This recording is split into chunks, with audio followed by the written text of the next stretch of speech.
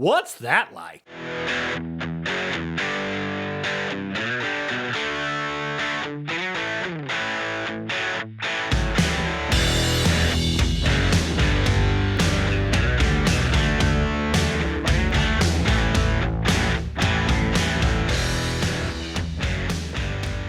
What's going on out there, people? Hey, thanks for tuning in. This is episode 2 of the What's That Like podcast. I'm your host, John Knowles.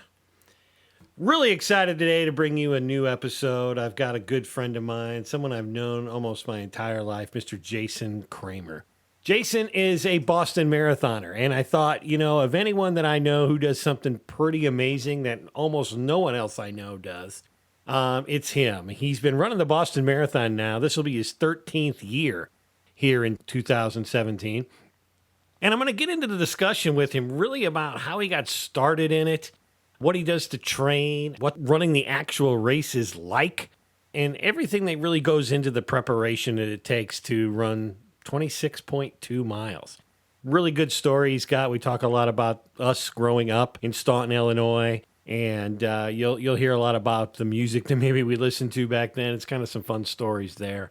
I want to thank you all, those of you that have subscribed to the podcast on iTunes or the Google Play Store. I want to thank all of you that have gone to the Facebook page. That's facebook.com/whatsthatlike-podcast. And given that a like as well, you'll always get the updates for anything that I'm doing in terms of a new guest or, what's coming. Certainly if you have ideas for me, things that you'd like to hear or somebody that you think would be a good guest on the podcast, let me know. Maybe it's not even a person. Maybe it's a cool event. And we can kind of talk to the organizers of that event. And if it's something maybe historical in the past, you think about some of the things that have happened in the central Illinois area, and you'd like to hear a little bit about those things, drop me a line. You can shoot me an email at whatsthatlikepodcast@gmail.com. Or like I said, you can always reach out to me on the Facebook page. So that's it. The What's That Like podcast, again, is absolutely free. You can download it off the iTunes and Google Play stores, and you can stream it on SoundCloud as well. It'll always remain that way. This is a hobby of mine. I'm not doing this to make a bunch of money. I don't think there's any money to be made. It's really just something that I think a lot of people might enjoy, hearing some stories about the local history, the local people, and the local interesting things that take place right here in good old central Illinois. With that being said, let me stop talking, and I'm going to turn this thing over to the conversation I had just a few days ago with Mr. Jason Kramer. And I talked to him about the Boston Marathon, and again, I asked him, what's that like? How's it going? It's going great. Things are crazy. Got twins, and they're 3. They turned 3 in January. 2 girls, and they're quite active. I came to this game a little late. I see all my friends from high school having, their kids are graduating from high school and then going to college, and mine are 3. So, yeah. Yours are 3. Mine's a sophomore in college. So, they keep us on our toes, but they're sure a gift. I'll tell you that. Absolutely. So, Jason, you and I go back 40 years, 35 at least, since maybe 7th, 8th grade of junior high. Tell me what you remember about growing up in the late 80s. What was our world really all about? Well, as I know you're a big Van Halen fan. I remember, I remember when 5150 came out. We just played that over and over and over. We couldn't get enough of it. Couldn't get enough of that. We liked our hair bands and that and whatnot, but that album kind of changed everything. So you and I were in high school. We're jamming to Van Halen tunes. But really where you and I kind of became the duo was on the track. Tell us about maybe that 1987 season, that 1988 season, when you and I were kind of tearing up tracks all over Macoupin County. Well, I will say that 1987, that was in March, so it was about 30 years ago, this past month. That really changed a lot of things for me. I know that's when I kind of came out of my shell, I think, in high school. And I remember I wasn't having a good time on the baseball team, and I was like, I got to do something. And you were on the track team, and you guys, all the track guys, were just kind of like having a good time. And I remember walking into Coach Stromsky's office, and I said, you know what, I just want to be on the team. I'll run the 2 mile. And at the time, I'm like thinking, God, I hope I don't have to run a 2 mile. Yeah, that was punishment. If you did something wrong, you ran the 2 mile. But I was in that kind of that. I had to do something. I just wanted to be a part of something, and baseball was just kind of the thing for me that I thought it was going to be. And Coach Stromsky was like, "Sure, come on out." And I remember doing the time trials, and he was like, "I don't think you're going to run the 2 mile. I think you're going to run the 100 and the 200." So, we were on the 400 relay in the 4 by 200, 4 by 100 relays, and it just. Yeah, it just took off. And I know you in the triple jump had great success in triple jump, and I don't remember having no other sport was that much fun. Yeah. I mean, well, I thank you for saying anything, because anybody that knows me from maybe the last 15 to 20 years would never think that I was fast enough to do any of that stuff. Truth be told, I think deep down you were probably faster than I was. Oh, I know I was faster than you, actually. No, I'm just kidding. Yeah. Well, anyway, so we're sprinters back then. We're running the 4x1, the 4x2. We go into our senior year. We're doing that. My brother is on the team with us. Those are the Knowles Express years. I don't know if you remember this, but I remember once we were at the county track meet, and the points are real tight. Our Coach Stromsky had a family situation at home. And I remember our fill-in coach at the time takes me up to the booth, because we had tied for like second or third place. And he goes, well, John, you call the coin toss. And I came down into the bus, and you go, Knowles, where's the trophy? And I go, I lost the coin toss. And he goes, what do you mean? I go, well, I called heads. And you go, no, you always call tails. So to this day, 30 years on, I still, whenever I have to call a coin toss, I call tails because of you. So thank you for that. Excellent. So that's back in that day. We're doing the sprints back then, and then at some point, we both go our separate ways off to college. You went to Blackburn College. Blackburn. What'd you get a major in? I majored in biology. I went as an accounting major, and for some reason, mostly because of grandparents, I decided to change it and switch it up. Went to biology, and it was great. Glad I did. Obviously, worked out pretty well. But Blackburn was fun. I didn't go too far away. Some days I always look back and I wish I'd have gone farther away, but Blackburn, just a fantastic school, fantastic experience, and, just the right distance from home, but not too far away. Yeah. But great program too, as far as academics. I think we got a lot of one-on-one with the professors. So that was nice, and worked out well. Good plug for Blackburn there. So Blackburn, and that's led you to what career now? My focus mostly in Blackburn was on conservation biology. I wanted to be either a game warden or a conservation biologist like my grandfather, and got out, couldn't really find work, position in that field. I had a friend that was like, hey, we need people to work in a lab. I'm like, I'll do anything. I wanted something to do with my degree that, I'd spent 4 years getting. So I got hired at WashU in St. Louis and ended up working on the Human Genome Project. I worked on that for 5 years, and then met my soon-to-be wife, or at the time, my girl I was interested in. So that kind of led me out to the Boston area. So I came out here to work for a pharmaceutical company. Was out here, I worked for them for about 3 years, and then I ended up working for Harvard Medical School, still doing genetics, genomics. So it was worked out well. So now I still in the same field 20 years later. I work for a company that builds the instruments, that does DNA sequencing and genomics research. And I'm a trainer, a field application scientist. So basically when somebody buys one of our instruments, I go and train you how to use it and how to troubleshoot it, what you can run on it, and what you can't do with it.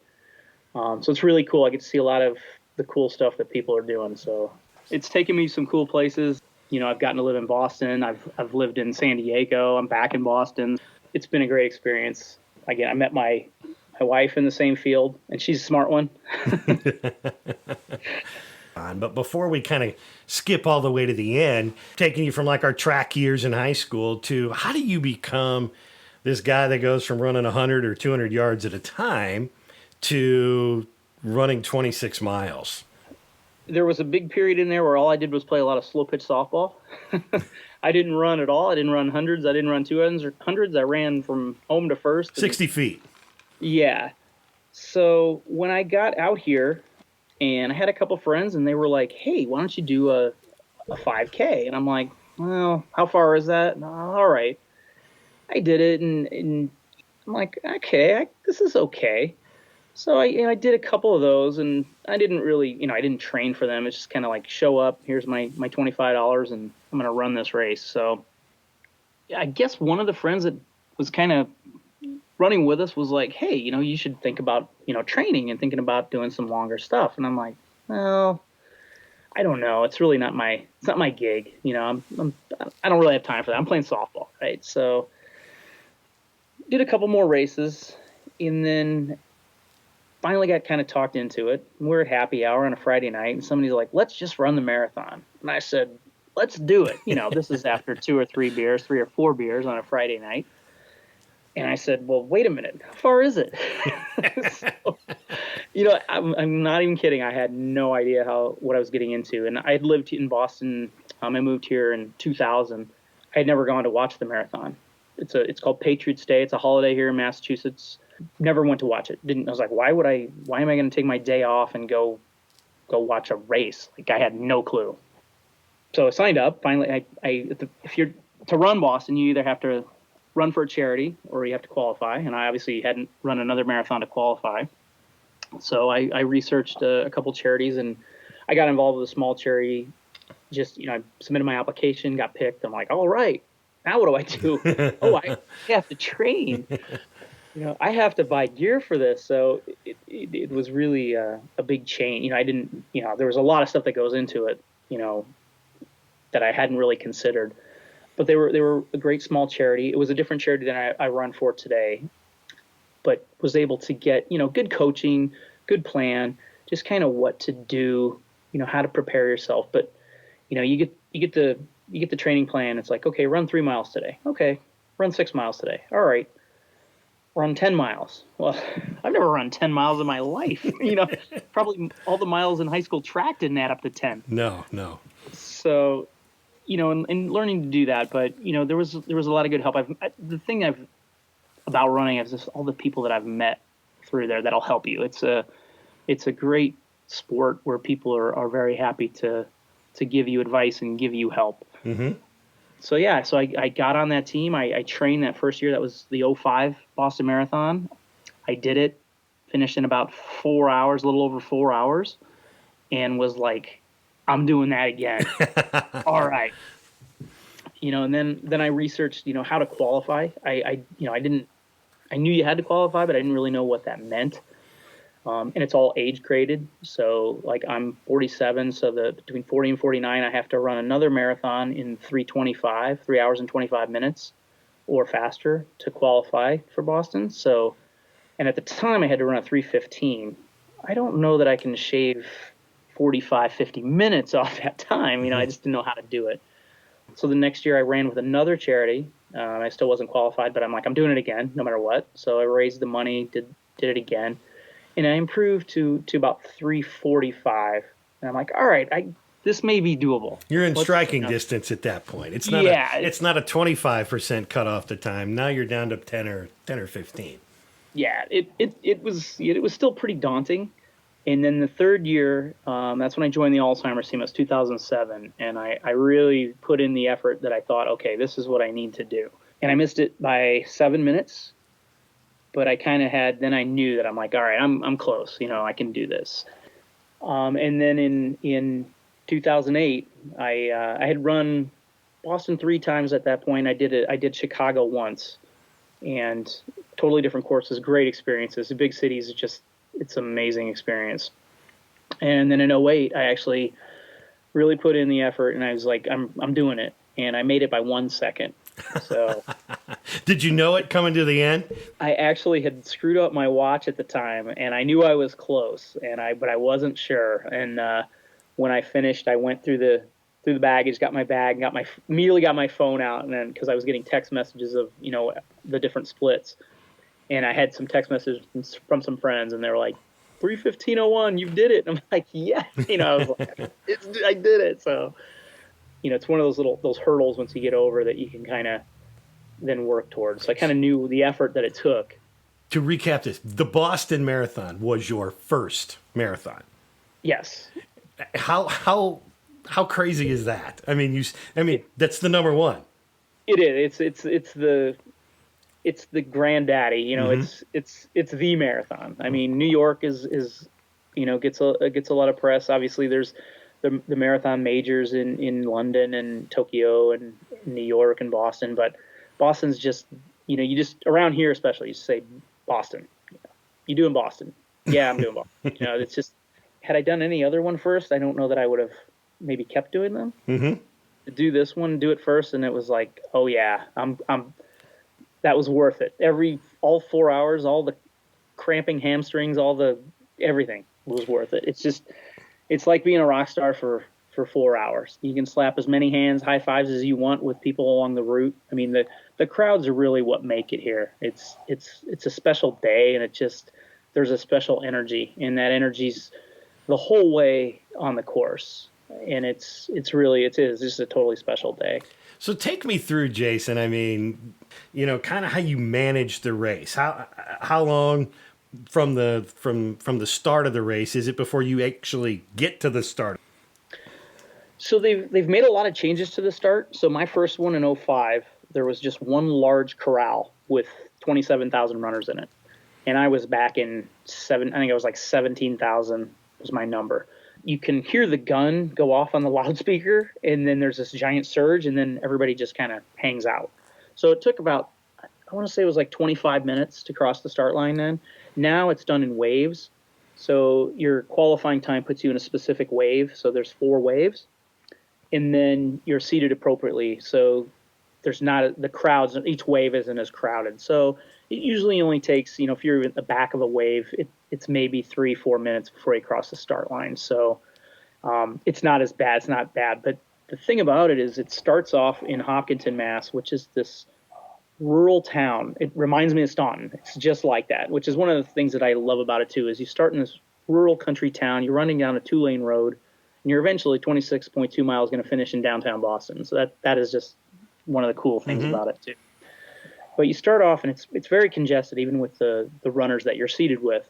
So it kind of holds you back, and that's a really good thing, because in a marathon, you don't want to sprint out of there. You'll see people going out crazy, but you've put all this time into training, and you've done these long runs, and now you've tapered, and you get to the start, and you're fresh, you're ready to roll.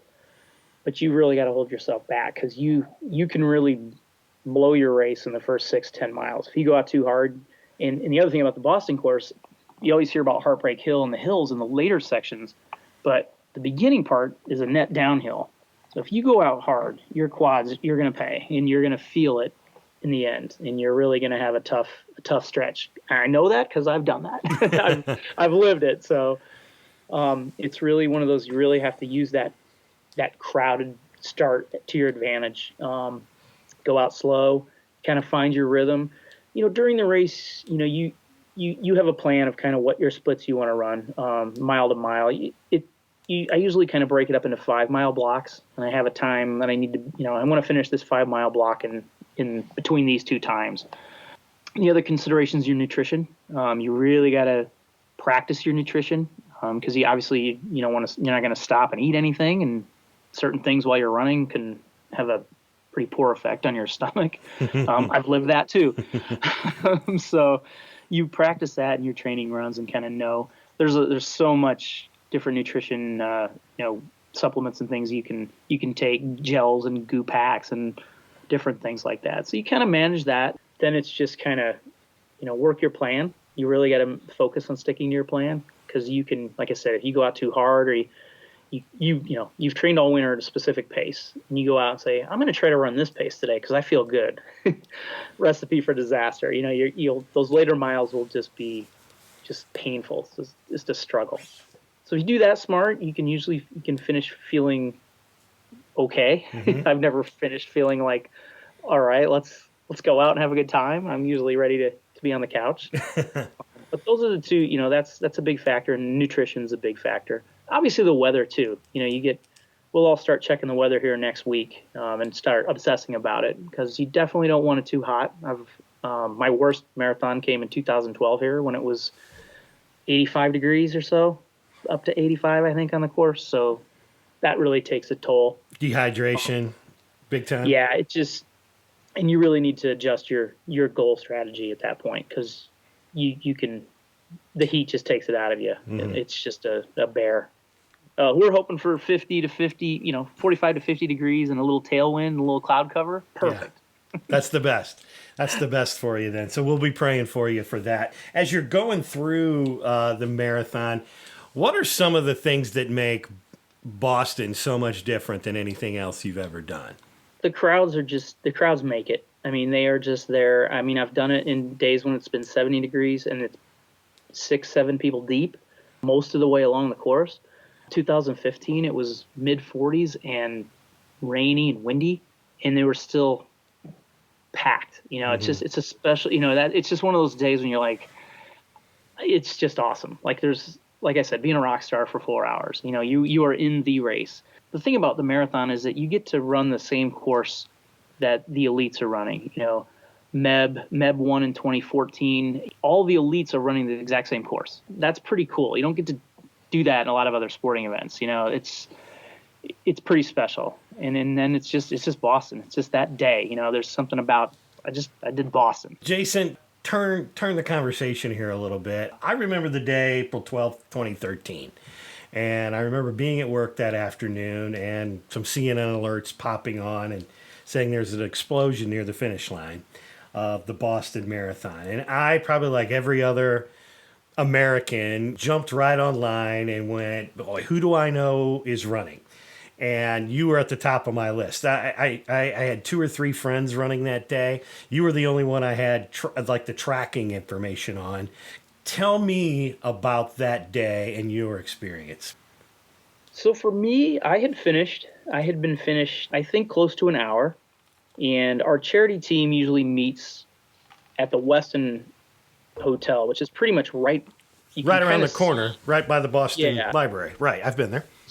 So you can't quite see the finish line, but you can you're right there. So I had finished, and our charity team, we get a meetup room where we can take a shower. We can leave a bag. We take a shower. So I was actually in the shower, and I was alone. I traveled from San Diego that year, so my wife didn't come with me.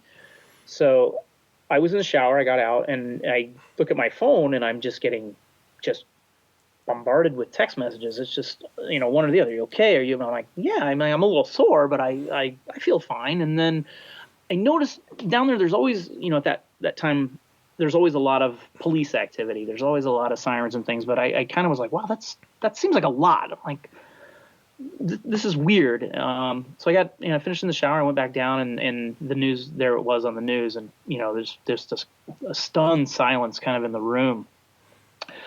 So we immediately were kind of like, well, how many of our runners from the charity are, finishing around this time? Is everybody accounted for? Where are they?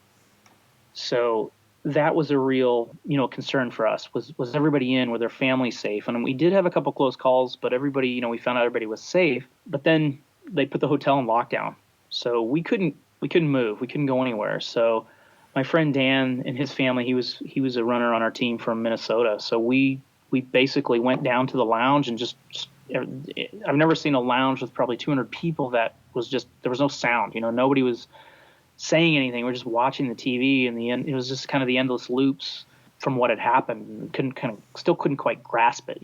What's going on here? What did this really happen, and what happened, and was it something? Was it what it turned out to be, a terrorist attack, or was it some kind of mechanical failure? Nobody, we didn't. There wasn't a lot of information right there, so we were in there for, I don't know, a good 3.5, maybe 4 hours before they kind of released everybody from the hotel. Because I usually park in the garage there, and I was going to go back to my hotel, which was over in Cambridge. So, we finally got out of there, and then more of the reports kind of trickled in on the radio, and I went to meet some friends in my old, where I used to live in Watertown, for some drinks and some dinner, and just one of those, still piecing everything together and not quite sure what happened. So I flew out the next day, and I got home, and very emotional. I got home. It's still pretty, just to think about it, the people that were affected by that, and what all happened that day. And then following it that Friday, when they finally caught them both, they caught them in Watertown, which is where my wife and I used to live. And it was pretty intense. I was at work, and I remember following that all day, and just, the pictures of the the streets with nobody on, and no cars, nothing. It's hard to fathom that happened. It's still pretty emotional. A lot of us don't really talk about it much. We just kind of go about our business. I've always felt a little bit. I feel guilty, and people just came to watch the race. It's that great day in town, and they just came to watch the race. It's just. I can hear it in your voice. And I certainly can see what it's doing to you to answer the question. So thank you. I think everyone will appreciate your story there, and certainly I know everyone can hear your emotion in what you're saying. So from that date to the next marathon, were you in the next marathon? I was. And tell me about how that different one that maybe had felt from anything previous. That was just. The energy that day was off the charts. Like, it was like we're taking this back. The runners are taking it back. The people of the city take it back. It made me sad that I didn't live here at the time. I came back again, but I didn't live here, and I just wanted. I was like, I wanted to train here with everybody, and we're taking it back. And there was that vibe, and everybody that was at the starting line that year, and that finishing that race, and the crowds along the way were just. It was awesome. Like, yeah. It was goosebumps. It can be goosebumps anyway, but it was truly Boston Strong showed. Yeah. You said you started 2005. That would make this your 12th? This will be lucky number 13. Lucky number 13. Coming up. Yeah. Yeah. You've mentioned your charity a number of times, your organization. You're running for a specific organization. Tell us a little bit about that. So I've run the last 11 years for the Alzheimer's Association. So my grandfather had Alzheimer's and passed away in 1999. And I've just been a part of them. I joined them I applied in 2006 and got accepted, but I had already accepted a number from another charity, and I wanted to honor that commitment first. So they're like, come back next year, and I did, and they've had me ever since. So they're just a great organization. We raise a lot of awareness for Alzheimer's and also funds for research and in the caretakers, and just the organization does a lot of different, they wear a lot of different hats, and they do a lot of different things for those affected by Alzheimer's and the caretakers for those affected by Alzheimer's. So if people want to help you out your organization this year, how do they do that? It's on CrowdRise, so crowdrise.com, and they can search for the Alzheimer's Association or my name. And I have a specific fundraising page there, and they can make a donation online. If they don't want to do that, they can reach out to me via email. I can send them my address. They can mail a check. Some people, like my dad, he never donates online, so he doesn't trust it. So he'll stuff some $1 bills, wad it up inside of an envelope, and send it with your next birthday card. Is that right? Exactly. But they can reach out to me. My email. We'll make sure we get all the information there in the show notes, and we'll put the links in there, so that'll be good for you. What's your goal this year? What's the time you're going to be happy at? So I'm trying to set a PR this year at the ripe age of 47. Mm-hmm. I'd like to run under 3 hours. Okay. Be the first time. That's kind of where my training's taken me. I've run with a really fun group down here in where I live in my town. That's pretty competitive and a lot of fun. The Marshfield Road Runners. So they keep me honest. So we've had a lot of fun in this training cycle. But this training cycle has been really intense. I've had a couple little mini goals in between. One I just met today. Started December 1st. I wanted to run 1,000 miles before the marathon. I hit that today. Wow. So that was pretty fun. And, getting to the starting line healthy is always a huge, huge task. So I feel good. What steps do you take right before the race to make sure you've got all the proper? You talked about having the proper equipment. What's the things you're going to have to make sure that happens? Mostly, nutrition. The next week will be easy. This next coming week's going to be with some intensity in the runs, not the same mileage as we've been training at. And then the week after will just be some easy runs, and just like I said, trying not to get sick, trying not to eat something that makes you sick. The new folks in our charity team, they always ask me to talk to them about some experiences and what to do and what not to do. You don't do anything you haven't done. You've had 4 months to practice this. You've had numerous long runs on the weekends, training runs. Don't do anything new. Don't think, wow, that's a cool pair of shoes. I'm going to throw those on. You don't do that. I'm going to have a burrito. I've never had a burrito before my long run, but I'm going to have one today. You don't do that. So every time I see a picture of you online, you're wearing these socks pulled all the way up to the knees. And you're laughing because, I think they're funny looking. Is it for looks or for function? So they are functional. They are compression socks. Some will say it's voodoo, but they're proven to help make the muscle a little bit, less susceptible to cramping or injury, keep the blood flow, better blood flow. So I wear them sometimes. I don't. I'm 50-50 on the race yet. I've worn them in my long runs, but I'm still not. I kind of go back and forth, and it's also going to be weather dependent. So we'll see. But yeah, they're functional. But I do break out my green pair for St. Patrick's Day races, and I've got a new pair for some Christmas races. So yeah, it's also stylish. Stylish is the word I would use as well. So the Boston Marathon this year is on what date? April 17th, April 2 weeks 7th. from tomorrow. 2 weeks from tomorrow. We're taping this on April 2nd. How would our listeners track you in the race this year? So the easiest way, you can go to baa.org, and on race day when you go there to that website, it'll pop up with kind of a new screen than it will today, where you can enter the runner's bib number, their name, and kind of follow them along. There's also instructions there. You can send a text, and I don't know the number offhand. I apologize. I should. But you send a text with the runner's bib number, which mine is 7100. 7100. And I like it. I like it. And then you'll get updates throughout the race as we pass the 10K, the half marathon, the 30K, and then 40K, and then finish. So you'll get time updates, so you can kind of know how things are going. But tracking online, I know a few folks do that, and it's kind of real time on the course. You can see the map of the course, and kind of as you hit those specific distances, it'll update. So it's pretty cool. Awesome. Yeah, it is awesome. Like I said, I've tracked you a number of years in the past, and as I wonder, it's like here you and I, two small town guys, Staunton, Illinois, running 100, 200 meters at a time. And now, you could take that 26.2 sticker and wear it proudly on your car. I'd be lucky to get a 0.2 sticker. So my sincere congratulations to you for all the accomplishments you've had in the world of running, sir. You truly are an inspiration to a lot of folks like me who love watching people run, but have no desire to do it myself. And you make us all back from Staunton proud. Staunton proud, Boston strong. I appreciate that. I mean, I do this. I do it for the charity. I do it.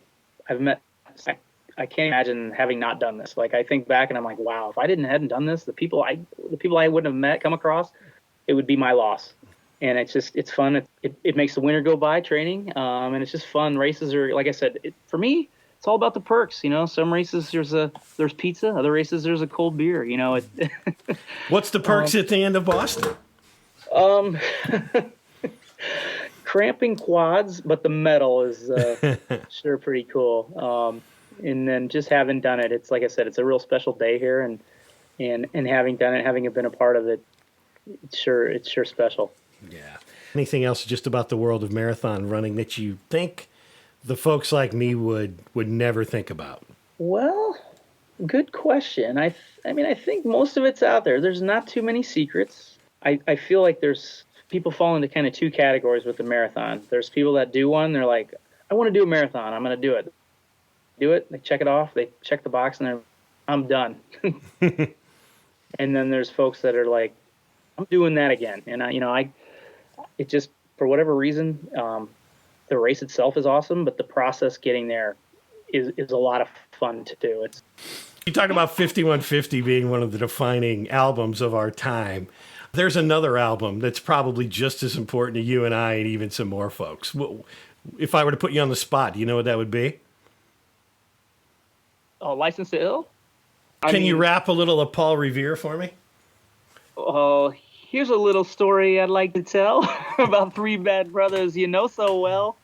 It started way back in history with MCA Ad Rock and me. Mike D. That's right.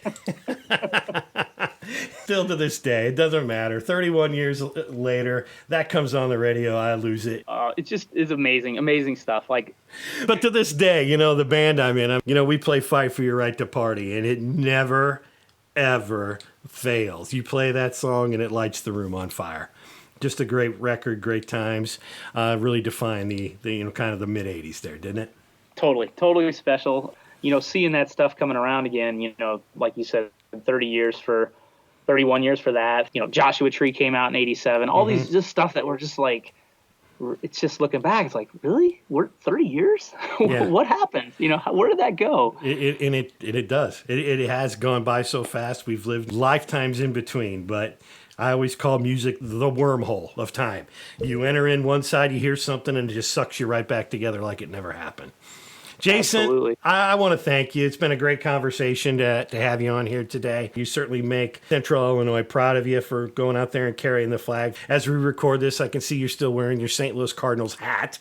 It's not the blue cap with the B on it. It's fun to be here. I do miss home. I don't get back enough. Obviously, if you ask my parents that, they'll tell you that. But we're working on it. We're trying to get back there. But it's where I'm from, one of those places where we're from, and nothing will ever change that. Yeah, absolutely. Anything else that you'd want to say? No, thanks for having me. This is awesome. I think this is pretty cool, and I look forward to hearing it. But I look forward to more with you. You're doing it. It's a great job, and I really appreciate you thinking of me and reaching out and having me on. Dude, it's been a lot of fun talking to you. I really appreciate you coming on the pod. It's certainly something that when I first started it, I thought you'd be a great guest because you're funny, engaging, and you got great stories. And certainly you're running a historic race that I think a lot of the folks here in the Central Illinois area would appreciate to hear about. Good luck to you.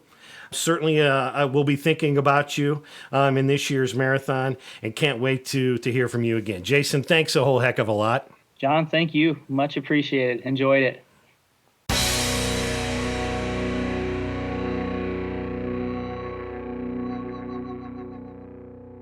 Well, there you have it. Wasn't Jason good? Certainly a great guest to have here on the What's That Like podcast. Told us really a lot of the details that I think at least people like myself might wonder what really goes into running a race of that distance, and just certainly all the time and effort that he puts in. You heard him say he's run 1,000 miles training for these 26 miles since December 1st of this year. Just seems crazy to me, but God bless the guy. Certainly a hell of an effort for what he's trying to do here. You heard him say you can track him. I think it was BAA.org, and his bib number will be 7100, so you can do that on the day of the race. You want to help him out in his Alzheimer's Research Foundation. That's the Run, Try, Ride to End Alzheimer's. We'll have the links on the Facebook page and certainly in the show notes as well. We'll get those posted out there to you. Help him out any way you can. It certainly goes to a good cause, and it couldn't really be going to help a better guy as he tries to do these things. So I hope you had as good a time listening to it as I had talking to Jason. I think it's certainly something that we'll check in with him again post-marathon and see how his race went. We'll bring that news back to you as well. With that being said, we'll see you next time on the What's That Like podcast. What's That Like is available in the iTunes and Google Play stores. Search for What's That Like. Subscribe today and never miss an episode. Streaming is available at SoundCloud.com and on the SoundCloud app. Follow What's That Like at Facebook.com/What's That Like podcast and on Twitter at What's That Like Pod. All opinions of the guests of the What's That Like podcast are their own, not necessarily the views of the host or the podcast producers. We hope you enjoy this podcast serving Central Illinois and beyond. Peace out!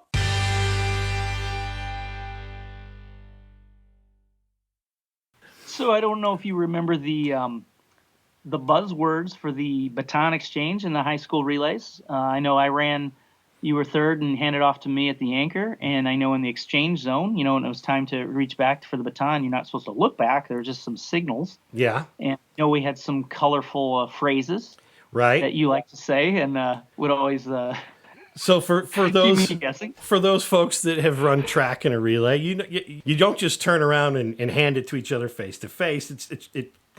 It's not quick.